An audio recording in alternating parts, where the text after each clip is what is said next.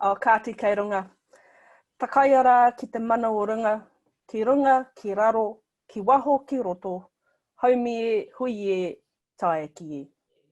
Ki ngā maunga whakahi, ki ngā awa whakairo whenua, ki ngā mātā waka I wanganui a koutou. Tēnā koutou, tēnā koutou, tēnā koutou katoa. Nau mai haere mai ki a koutou, e mā taki ana ki tā tātou hui, e pā ana te mate korona. Ko Amohe Bolton tōku ingoa, he uri ahau no Ngāti Rangi Nui, Ngāti Pukenga I te tau o tōki māma, no Ngāti Mutunga me Tiatiawa ki te waka a Māui ki te tau o tōku pāpa. Ko au te kaiwhakahaere o te hui nei. E te whānau, nau mai, whakatau mai, whakarongo mai. Atamarie and welcome to this, which is the fourth webinar in the series called Tōku Ara Rā, COVID-19, Aotearoa 2020. My name is Amohe Bolton and I'm facilitating today's webinar. I'm an uri of Tauranga Moana on my mum's side, and I whakapapa to Ngāti Mutunga and Tiatiawa ki te waka a Māui on my father's side. And so it's my very great honour to host our two wahine tour from Te Tauihu today. Before I hand over to them to introduce themselves, I just wanted to say a few words about the webinar series and how it came about. For some of you, you may be watching from episode 1, but others of you may be joining in for the first time. You will all be aware that COVID-19 has disrupted the lives of Māori. During the lockdown phases in particular, there was a significant amount of negative mainstream reporting about Māori responses to COVID-19. Stories about roadblocks, stories about Māori flouting the rules around gatherings, and so on and so on. Of course, we as Māori had a very different perspective on what was happening, how we responded as Māori, and how we responded to the threat of COVID-19 in the ways that we did. So with the support of Te Rauora and my colleague, Dr. Kahu McClintock, we set about collecting the stories of communities and documenting how those communities exhibited rangatiratanga, offered manaakitanga, adapted their tikanga to protect their whakapapa and their people. We wanted to showcase the real experiences of Māori communities, iwi hapu, and how they dealt with and how they continue to deal with the threat of COVID-19. We collected 9 stories in total, and it is these stories that we are highlighting in this webinar series. Today, we will hear the experiences from the top of the South Island, from Te Tauihu or Te Waka a Māui. And so at this point, I would like to invite our speakers today, Dr. Lorraine Eade and Whaia Molly Luke, to please introduce yourselves to our audience. Kia ora, Amohe, tēnei te mihi kia koutou katoa, ko tai mai nei I tēnei wā. Kei te mihi. Ko toko maru te maunga, ko wairau te awa, ko pare rārua te whare tūpuna, ko Otamoaha te marae, ko te whānau Luka Hau, ko Amaro Luke tōku ingoa, no Ngāti Rārua, Ngāti Toarangatira me Ngāti Maniapoto hoki. Ko Tainui tōku waka, nō reira, tēnā koutou, tēnā tātou katoa. Tēnā rā koutou katoa, ko Tokomaru te maunga, ko Wairau ta awa, Wairau pāta marae, Ngāti Rārua, Ngāti Tōrangatira, oku iwi. Pari tonoa tiara waere me nā te haumia, oku hapu, ko Lorraine Eade hau. Kia ora. Thank you both. Before we begin the presentation, I'll go through some housekeeping about how the webinar will proceed today. So our presenters will speak about their experiences of COVID-19. You should see at the bottom of your screens that there is a function for viewers to ask questions, and if you want to, please do so, just type those in. I'll try and bring those questions to the fore during our presentation. At the conclusion of the presentation, we'll also have, hopefully, an opportunity for some more questions. And then about 11:25, I'll try and wrap up our hui so that we hopefully finish at 11:30. So without further ado, it's my privilege to hand over to our presenters, Lorraine and Whaia Molly, with their presentation entitled He Taru Tawhiti, A Thing from Afar. Kei a kōrua. Kia ora. Whanau, I'm just going to try and screen share. Has that come up? Not yet. Not yet. Let's have a look. And share screen. And share. Ka pai. Right. So, ngā mihi mahana kia koutou. This is the story of Te Tauihu and our response to COVID-19. And it's a privilege to be able to share this story. And I know that there's lots of stories nationally, but this is the experience of Te Tauihu. He taru tawhiti, a thing from afar, we put in our first proposal in terms of a COVID-19 response. And that actually came through the influenza epidemic. So that's the proverb that Māori had related to and called the influenza when it came over. And bearing in mind, we didn't know what COVID-19, the impact was going to be and the scope of that. But I mihi to all of our mana whenua iwi. We have 8 within Te Tauihu, and they showed leadership right from day one. They got together and developed a COVID-19 response plan, and they did that within a week. Te Puni Kōkiri provided some initial funding for that response, but one of the key issues right from the very start is that there are no hats in this room. We are all here for whānau. So whether you were from Inland Revenue or Te Papa Atawhai or Te Puni Kōkiri or iwi or Mātāwaka, everybody, hats off at the door. We're in here to be able to support whānau through this process. Right from the start, we had a number of values that underpinned all of the mahi that we undertook over that period of time. And just if we could take ourselves back to lockdown. So just at lockdown, we didn't know what was going to happen. Nobody knew what was going to happen, how long that would last for, what the impact would be. We kind of guessed what it might have been, hence the leadership from the iwi initially in terms of we've got to get things together immediately. And within the week, that response plan and a structure and a framework and some PO were developed, and we just got on with the job. So this was basically our why. We wanted to reduce the impact of COVID-19. We wanted to track that over a period of time. We wanted to understand what it was, understand what the impact was on our whānau through that period of time. And to do that, we had to do a range of things. Coordination was a big thing. We had to make sure that we were at the decision-making level of not only civil defence, but other agencies. We took it as a responsibility to manaaki everybody in our community.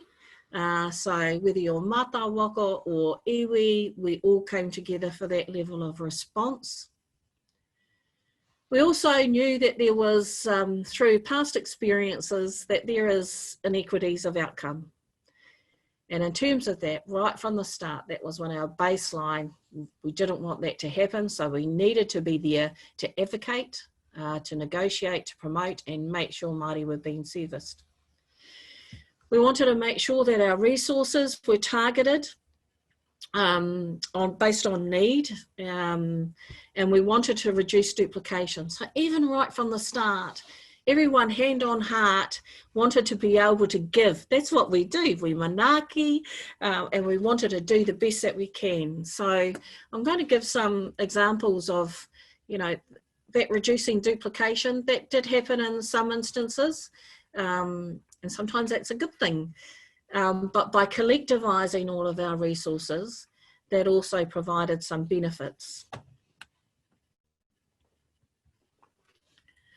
So this really was our initial Te Tauihu structure. So under the mana of our 8 iwi, we had a governance group, which is the iwi chairs. That's who we're responsible to ultimately. Kōkiri iwi was our response team. And because of our relationships with civil defence, bearing in mind that we've had the Seddon earthquakes, we've had the Kaikoura earthquakes, we've had the Pigeon Valley fires, iwi were already involved with civil defence. So we sit at the coordination executive group level. We have 2 civil defence structures. We have Nelson, Tasman, because Te Tauihu covers 3 territorial local authorities, Tasman, Nelson and Marlborough. So our iwi liaison on our civil defence groups was one of our iwi GMs from Ngāti Kuata, and I sat on the Marlborough Civil Defence. We also felt it important, because health was taking that lead response, that we sat at the Emergency Coordination Centre. We immediately nominated 2 people to sit on that group, which was quite essential. And they were daily meetings every day. And like everything was daily meetings and then waned off as we dropped through the levels. So that was really important to be at that level, to understand what the response was, to contribute to some of the decision making, to ensure that ethnicity data was being collected, to ensure that they were thinking about Māori alternative responses in terms of their CBACs, which is the community-based assessment centres. And we had some really good examples of that working extremely well, where it's led by the hapu and the iwi and the marae. We had some extremely good examples. And then again, we had some not so good examples, where we had to go back and say, you know, we've made 5 steps forward, and just by a couple of incidences, we kind of dropped 3 steps back. So it was really important that our voice was also included at governance level through health. And then we had basically 4 main streams of work. Our kotahitangara iwi was basically the coordination role. So how do we group all of our mahi together, everything that we need to be able to accomplish through this period of time, and everything we need to lobby and advocate for. And then how do we report all of that success and all of those challenges up to our iwi chairs. We also had Arahi Tikanga, the Tikanga o Marae Pau, which did an incredible amount of work through COVID. And Molly is going to talk about that when we get to that. And then we also had the Whaite Whakapapa, which was our communications pau. And it was really important to us to make sure that all of our whānau were informed, that we had messages that were from a local level. And then we had our manakia iwi, which was basically the welfare response. So the key things around this, we had participation at the decision-making level of civil defence on both sides of the hill. We were at the ECC DHB governance level, and we had 4 main streams of work coming out of kōkiri iwi.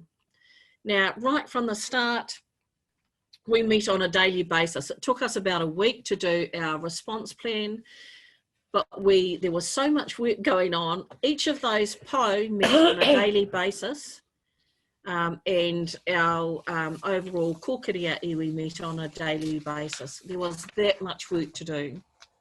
And I'm just going to talk briefly and give a high level overview of what that work entailed. So starting with kotahitangara iwi,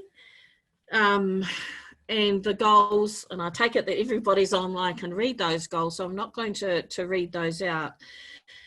But there was a whole range of things. So all of the PO, the ECC, the civil defence work, making sure that we were over all of those. We were the connectors, and we wanted to be able to influence and make sure that resources were getting where they were needed. So Some of that might have been ensuring that there were resources for the marae in terms of the PPE. We had a range of other entities that were also providing awhi to the region. We had some key Māori health providers. We've got 2 Māori providers, health providers within Te Tauihu, Te Piki Oranga and Te Hauora Ngāti Rārua. We also had Te Pūtahitanga, which is the Whānau Water Commissioning Agency for the South Island, and they had their Manaaki 20 program that was also working in the community. We had a vulnerable technical advisory group that was a subsidiary of the DHB ECC response, and they were doing a lot of work in this space. So it was making sure that all of it was connected and we were providing added value. And this is the tikanga rōpū that Molly will talk about, and I'll pass over. Tēnā koutou, he mihi nui kia koutou katoa. Anō reira, tēnā koutou, tēnā tātou. So while I sat in Ōtautahi for 7 weeks with my whānau, because of my age, my son took me down there, and that took me away from the face of the work that Lorraine's just talked about. But however, every day I was in touch with what was happening in Te Tauihu, not only in Te Tauihu, but in Te Waipounamu, because I am also the chair of Te Pūtahitanga co-chair, and I pay tribute to Helen Leahy, who led that Manaaki 20 for Te Waipounamu. And so she's also contributed to the stories that we have, and so hence my involvement. But I could only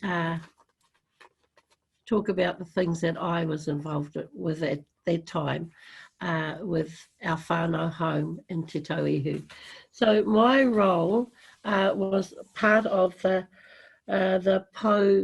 rōpū pou tikanga, the cultural and marae, and guiding the tikanga principles for our iwi for our 8 iwi in Te Tauihu. How did we do that? So again, through the leadership of the iwi chairs, the 8 iwi chairs in Te Tauihu, with their guidance and their Manaaki, Aropu was formed, mainly of iwi leaders, other than being chairs of the iwi, but those people that play big roles in their iwi and within Te Tauihu. So there were a group of us that were called on to actually meet each day to talk about and to adopt, especially the tangihanga guidelines, which I know everybody has done around the country.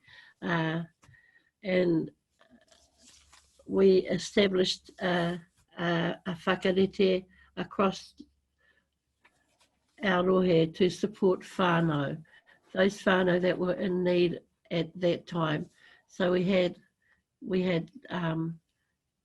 a couple of deaths here, and one very important issue was around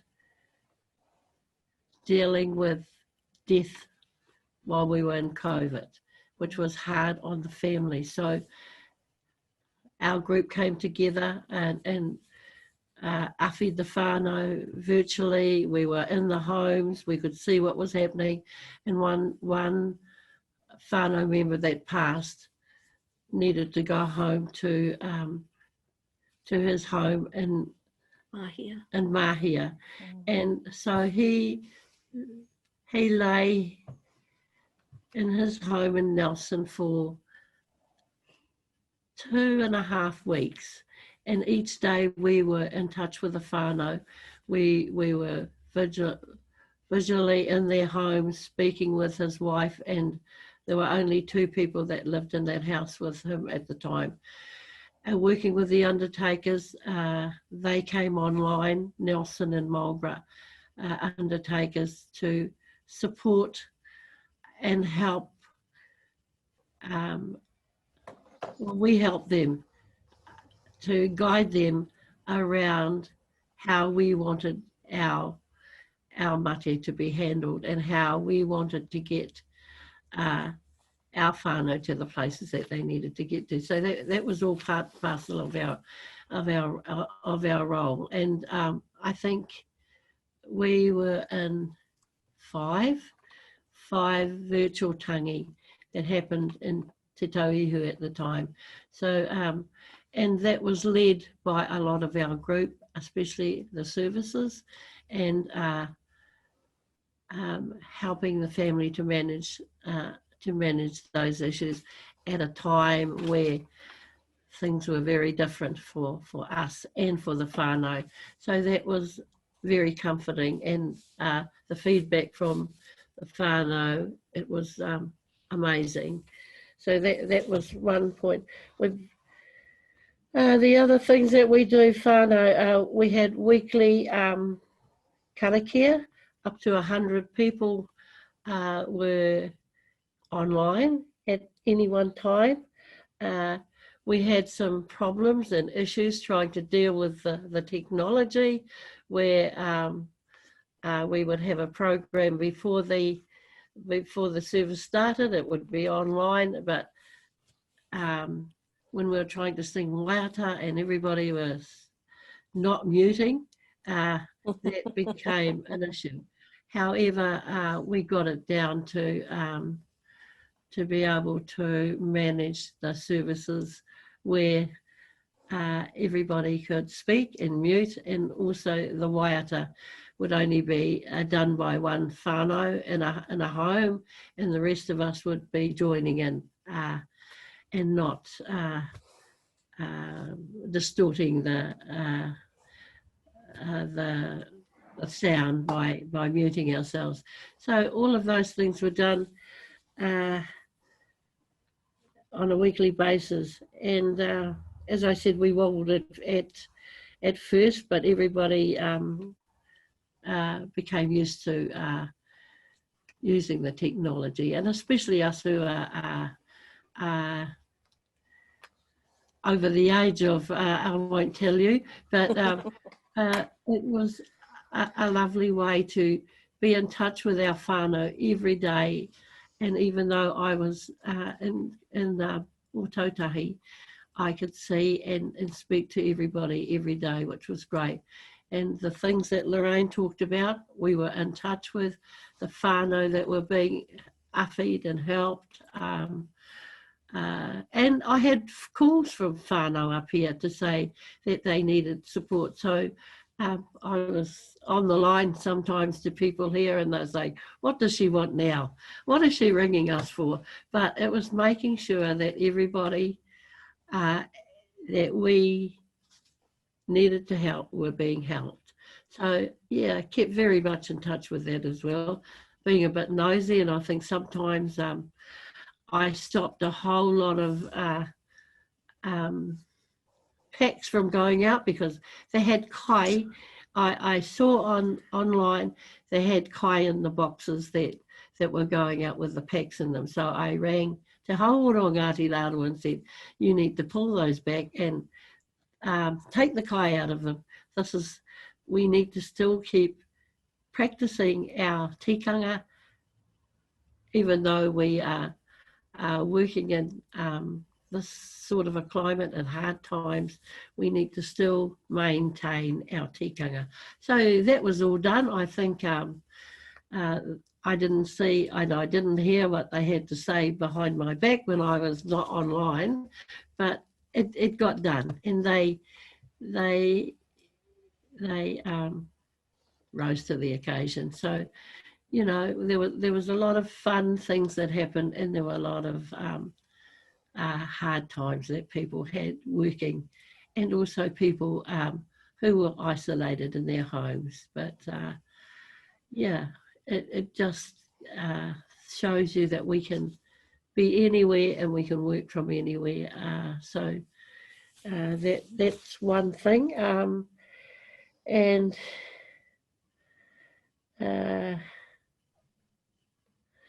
so all in the rōpū that I was on, it was not just those from the Aitiwi, but Mātāwaka as well. So we all worked together solidly and did a lot of, I've got a lot of things written down here, but when I think back about the days that we were online, sometimes we were there for 1.5 hours, which was a long time, working through the tikanga guidelines for Te Tauihu. That took a lot of work, but it was fun, and it was exciting that we could help each other, and then relay that back to the leaders in our community to carry out those issues. Also, another big highlight that we performed on the day was Anzac Day. We had a virtual a service for Te Tauihu, and there was over 100 people online. So, and that took place at 3 of our people went to Whakatū Marae. They had played the last stand. It was awesome to see that. We had the service, we had our waiata, our hymn, and our whānau speaking about Anzac Day and those of our whānau that were no longer with us. And that was a highlight for me because it showed you that we could still come together and do those things as Māori and not go out of our homes to do that. And so that was also one of the big highlights. And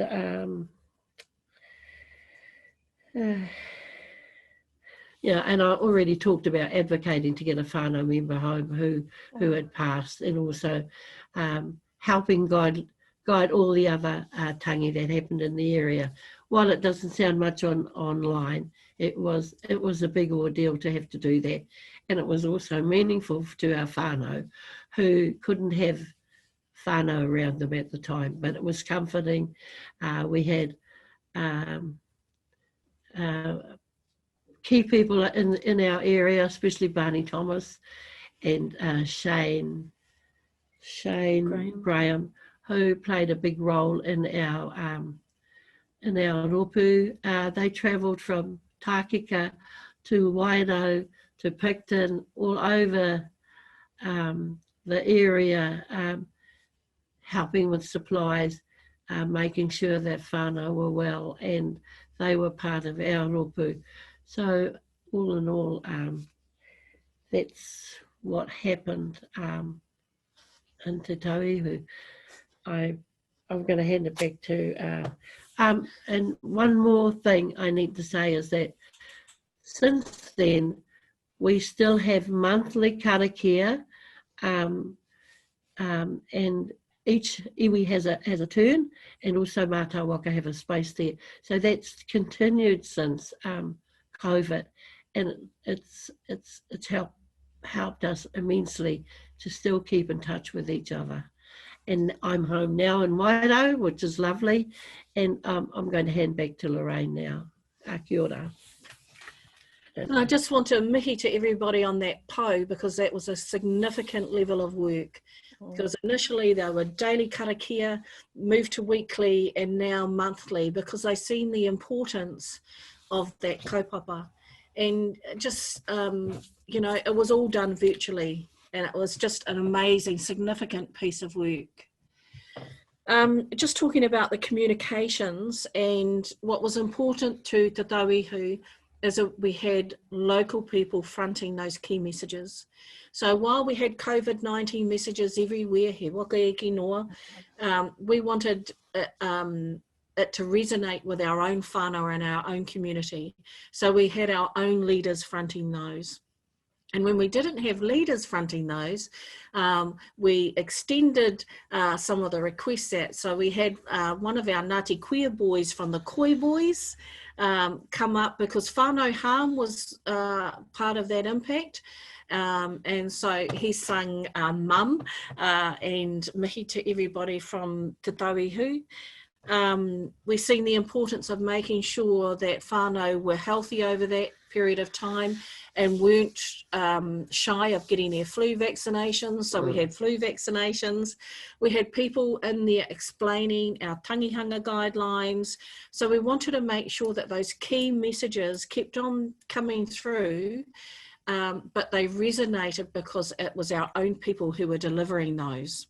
So that was really important. I'm going to spend some time on manaakea iwi, mainly because there was some drop-down work that happened that kind of synergised with civil defence as well. So the first thing we wanted to do was understand the scope of who was doing what in our community. Right off the bat, iwi were providing support packages. They were reaching out to their whānau to say, do you need support? What could that be? Wakatu Incorporation were doing the same. Te Pūtahitanga was doing the same. Te Piki Oranga were doing the same.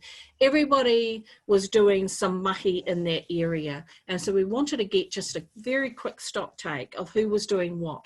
Kind of synergise with we wanting to reduce duplication, but making sure that the awhi and the support was still there. While we were doing that, we also collected an issues register. So our manaakea iwi group had a range of representation across Māori health provider, social services, the DHB, iwi, civil defence was part of our manaakea iwi. We wanted to understand what the issues were arising from our Māori community. So we did that throughout the COVID-19 process, and it resulted in a couple of things. One is we had our own welfare recovery groups. One, this is not my word, but we developed a psychosocial response plan, which Te Piki Oranga and the DHB have picked up now and they're running with that.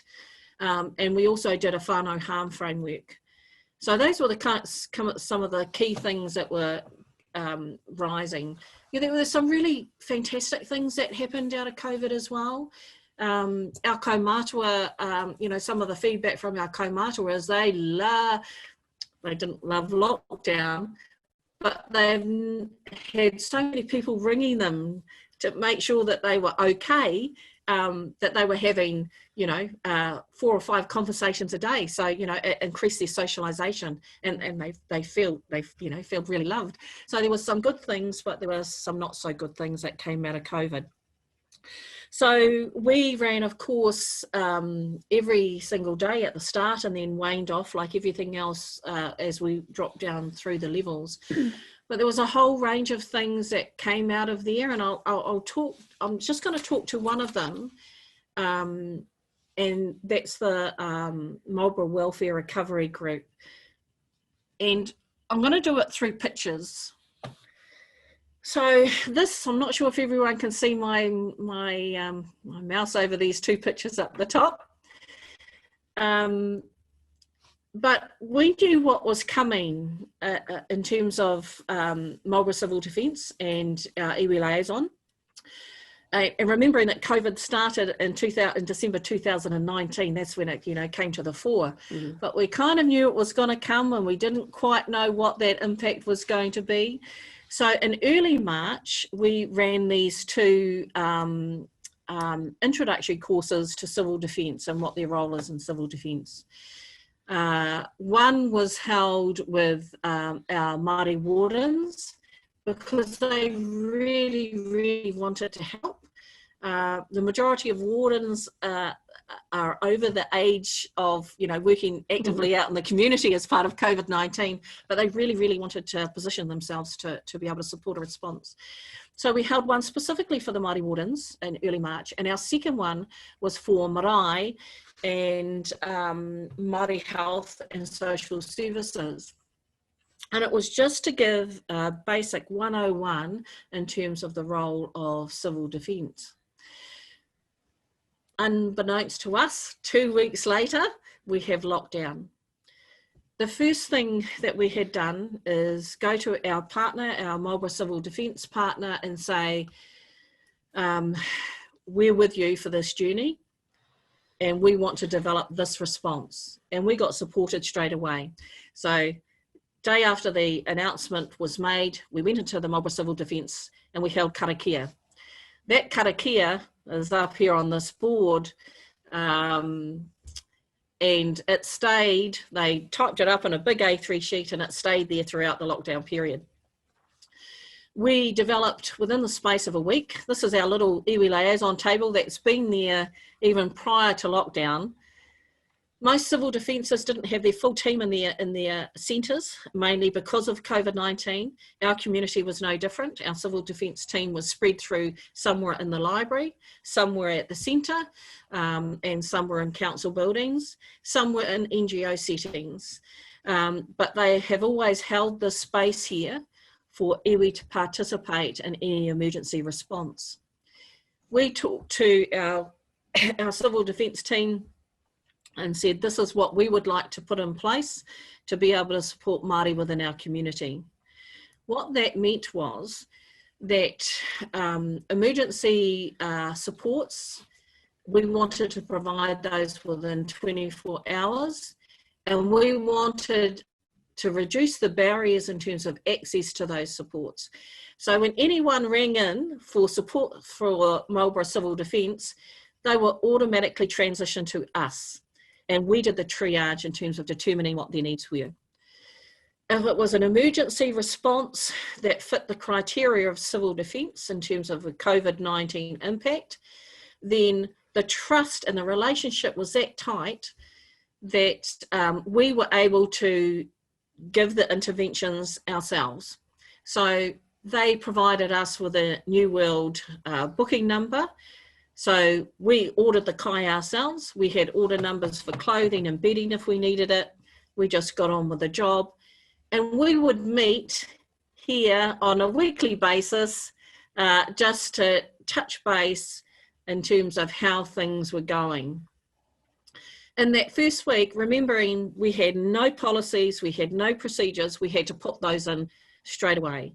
So our health and safety, our PPE gear, how we were going to run, because down the bottom here, and I know whānau can't see this, but this is the role of the welfare recovery response from civil defence, and this is what we wanted to do in partnership with civil defence. We wanted to make sure whānau had a response within 24 hours for the emergency needs, and we wanted to provide the kai, the accommodation, the heating, the bedding.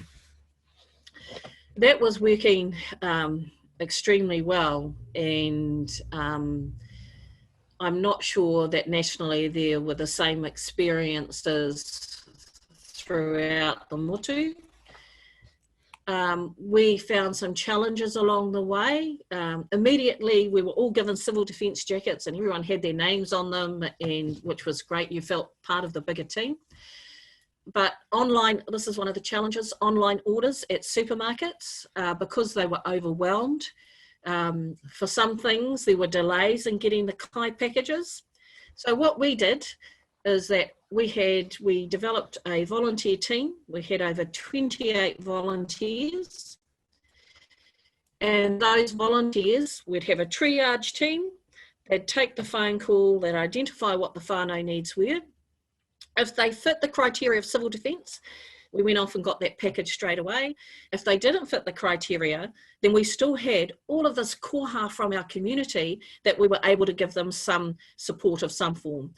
Now we had, the community was so generous.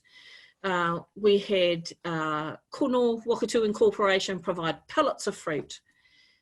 We became a pilot for the New Zealand Food Network, who brought down pallets of food.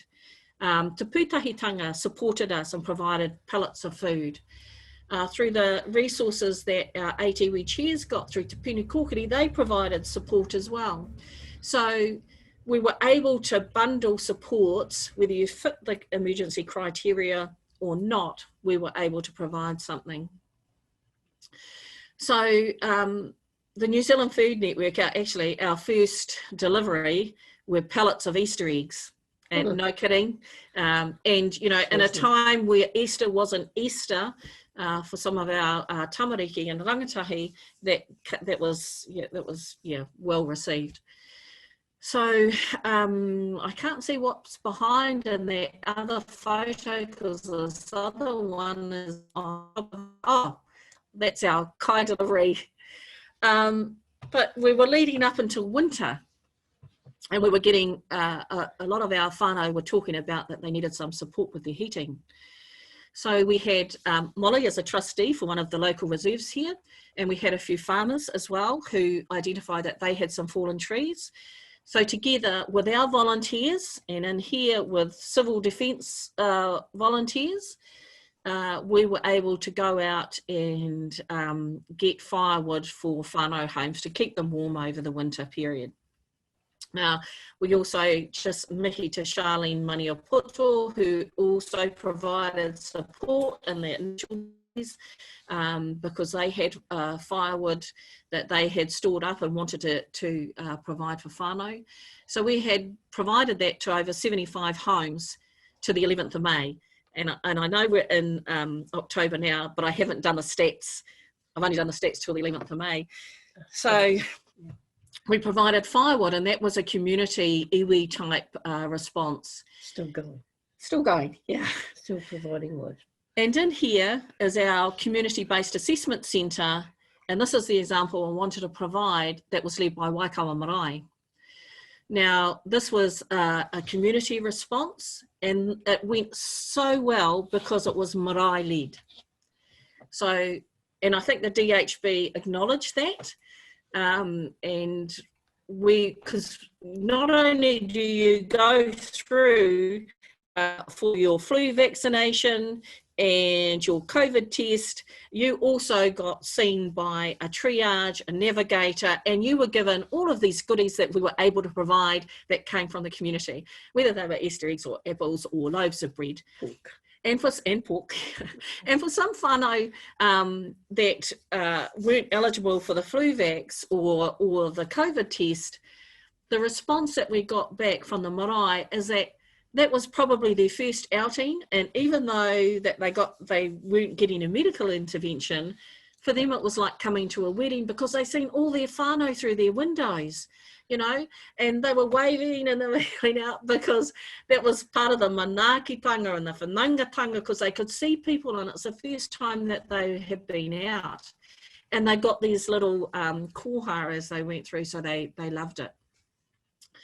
And here we were also supporting down here, we were also supporting getting the pūtahitanga and the Manaaki 20, because they provided hygiene packs. So we're also supporting getting those out. And not having any money to start with, we were quite fortunate that we were able to use Mātāwaka premises and the Marlborough Youth Network Trust. We were able to use their premises as a warehouse. Our community seen the work that we were doing, and there was generous koha being provided from the community. One quite generous, that we were able to resource our warehouse in Koromiko for a period of time, which was really useful. So we had 28 volunteers. The highest peak, we were delivering 19 packages, kai packages and or firewood packages a day. And so the absolute need was there. Towards the end, probably in the last 5-6 weeks of dropping through the alert levels, that's when we've seen a different cohort of whānau coming through. At the front end, we knew the whānau across all of the social services and volunteers. We know the majority of whānau who need a bit of support every now and again, but towards the end, we were getting a new cohort of whānau. And those whānau had used up their annual leave, they had used up their savings, and they were really whakamā about coming to seek some support. So we had to change the language slightly in terms of that, you know, they're not to feel that this is COVID-19 and that's what we're there for. And the day that the alert levels were lifted, you can see we're trying to still kind of socially distance there. We also had closing karakia with civil defence. So this is our civil defence and our Manaaki Iwi team with closing karakia.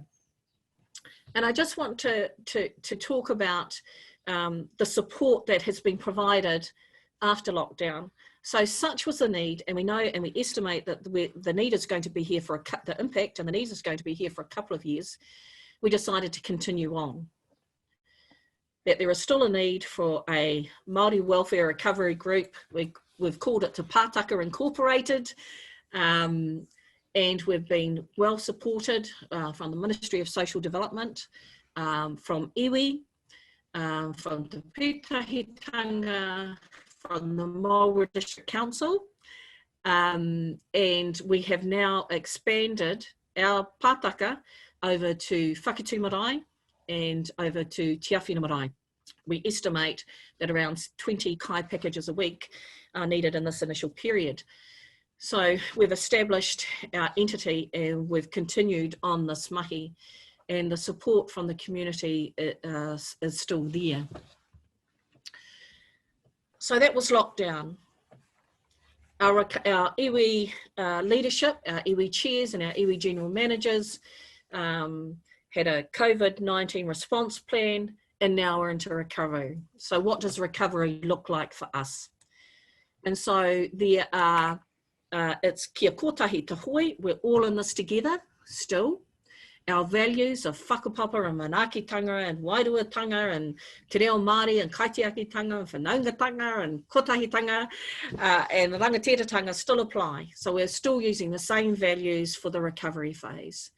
But there are 4 key po that our iwi leaders have come together with their regional intersector fora and have said, these are our priorities moving forward. Whāngai, no whānau go hungry. That's our catchphrase. They've got in here feeding our people, but for Te Pātaka, it's no whānau go hungry. So that's why we have extended Te Pātaka Incorporated, and we're also, our warehouse is here, but we're delivering also to Whakatū and Te Awhina.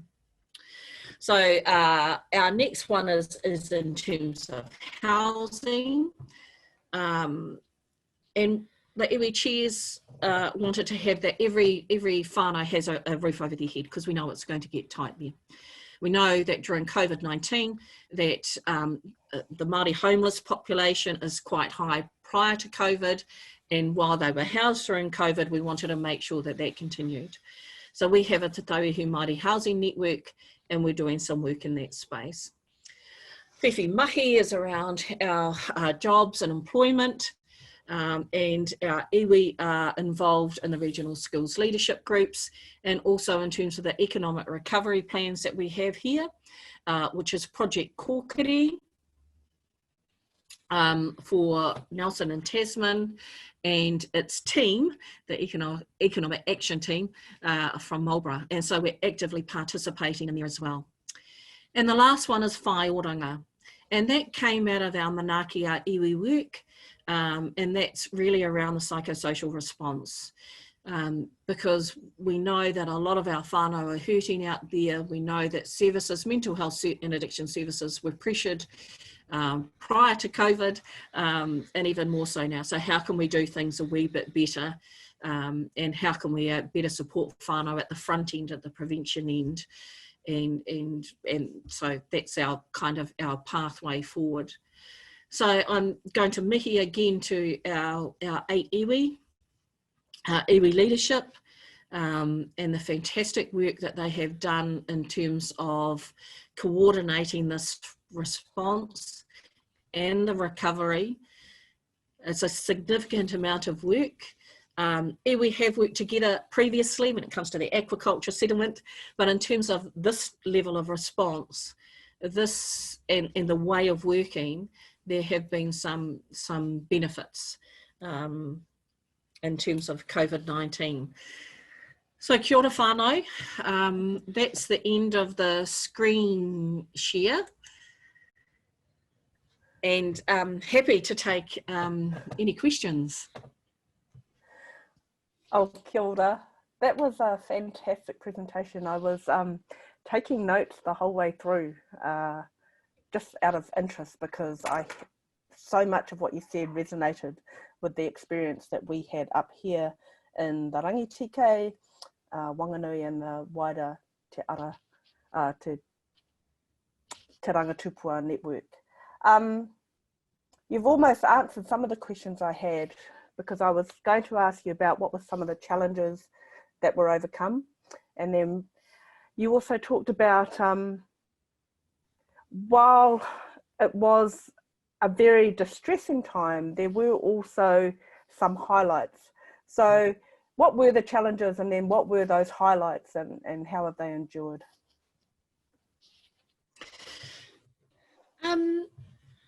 So this is for me personally, in terms of the mahi that I was doing. So I can't speak on behalf of all of the 4 pos.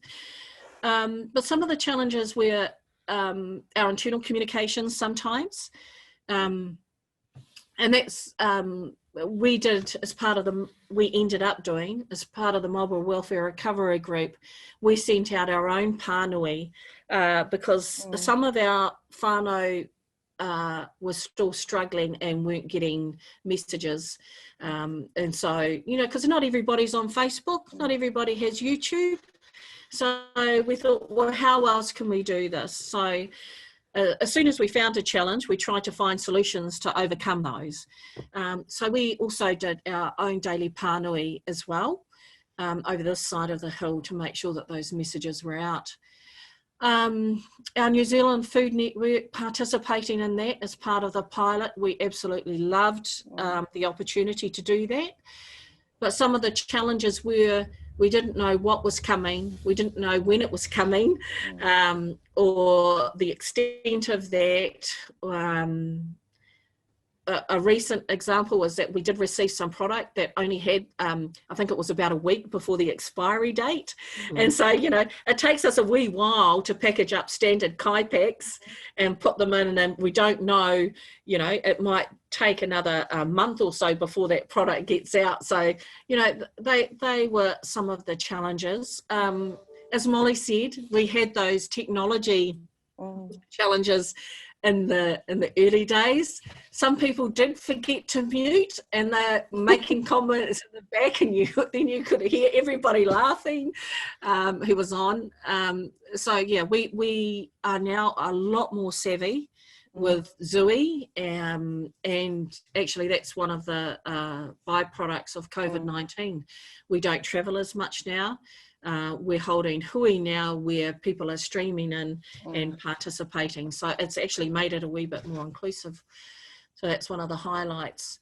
Some of the challenges are, and this is personally for me, I still think there were some whānau out there, because there are some whānau who really struggle with seeking support. And I always wonder, did we get to everybody? Did we get to everybody, where there's still some need out there? And that's across services. We had some really good examples. We had Te Piki Oranga, the Māori health provider, which is funded by the DHB here. They were talking to their whānau to make sure, because not all households have cell phones, so they can't even ring up Civil Defence or the food bank or wherever. So they tried to make sure that all of the whānau that were registered with them had some level of communication to ring out. All of the iwi were ringing everybody on their register to make sure that they were okay. That was fantastic. And you know, you whakapapa to several iwi, you're getting lots of phone calls, you know, but you felt loved. So, you know, and one of the challenges where we had some people say, oh, they're double dipping. Honestly, I don't care if they're double dipping. That food is going to stay within that whānau or the extended whānau. What are they going to do with it? You know, and that didn't happen very often. It didn't happen very often, but you know, there was some, and you know, I don't care. They need that food. That might last them a wee bit longer. That's right. So you know, there was a wee bit of that. I think probably the highlights for me right throughout the process was the community coming, iwi coming together, and the community coming together, and recognizing that in instances like this, you need that to be able to give that wide response, and the koha that had come from the heart, whether it was a phone call, whether it was money, whether it was resources, it was just amazing to see. And it was an absolute privilege, and I keep saying this every time, everyone, it was an absolute privilege to work in this space. It was fantastic. So for me, I think COVID goes back to the time when we had epidemics with our tupuna in the day, that, you know, flu epidemics and those sorts of things, where the community came together. I think COVID turned things around, especially for us as whānau, iwi, hapu, that it was a time where we needed to put our best foot forward and start looking after each other. It was a good time to be able to recognise that, to come to the fore and do the work that happened. And I think everybody that was in that space all did their bit. When Lorraine talks about double dipping, each iwi rang their whānau members, they gave out kai parcels, and also the Manaaki team, 20. The Manaaki 20 did the same, and the same with the team that were working overall with civil defence. So that made sure that our whānau were absolutely saturated with kai and love that they need at this time, because it takes a time like this for us to realise how we can come together, and how we need to come together and do these things, because before that, and I know within my whānau, within our pā, we had sort of drifted apart as whānau, and becoming a bit nuclear like Europeans live. I think this was a wake-up call to say, hey, we need to be living again like we used to, as a whānau in the pā, and feeding each other. That's, I think, for me, that's highlighted that. So, yeah, I think it's been good. He pai tō kōrero whai ahi. Tino pai rawa. I had lots more questions, but we've actually come almost to the end of our hui now. I just wanted to just quickly, there were a number of themes, I think, that really resonated for me, and having had the privilege of reading and hearing other people's stories too.